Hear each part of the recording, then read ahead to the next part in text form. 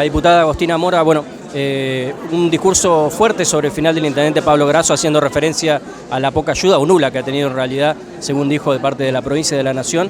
Bueno, ¿qué opinión le merece, sobre todo en el último tramo del discurso?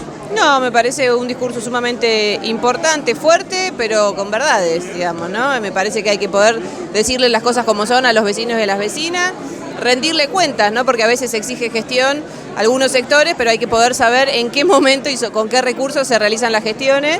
Y me parece que sí, que es un contexto complejo, sumamente complejo, pero me parece que el llamado al consenso y al trabajar por los vecinos y vecinas está más allá de las cosas que se puedan dar, pero el desfinanciamiento es real, la falta de apoyo es real, las medidas que han dificultado la diaria de los vecinos y las vecinas de toda la provincia son reales y a veces han sido impulsadas por la nación y otras veces han sido impulsadas por la provincia. Hay que decirle las cosas como son a los vecinos y vecinas, pero sobre todas las cosas escuchar el llamado que más allá de los momentos que hacemos campaña y defendemos banderas políticas, cuando tenemos responsabilidades institucionales tenemos que trabajar para todos y todas, ¿no? Enumeró un montón de acciones y de obras y de compra de camiones y demás.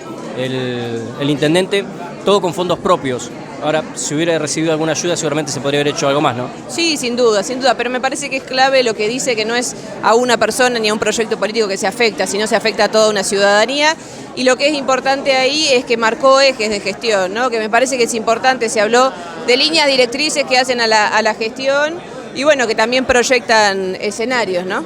La última, el gobernador Vidal habló ayer en Buenos Aires, en realidad habló Guillermo Francos, el jefe de gabinete, de recuperar una de las dos represas, ponerla a activar, que es la Zepernik.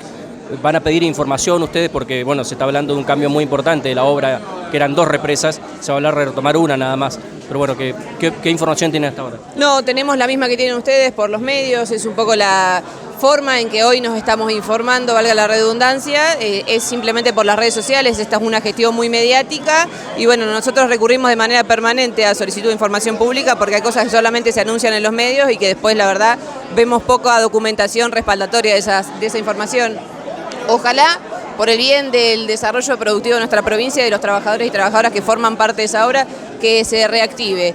Y entenderemos un poco, ¿no?, si eso sucede, por qué siguen votando y acompañando todas las medidas a nivel nacional, ¿no?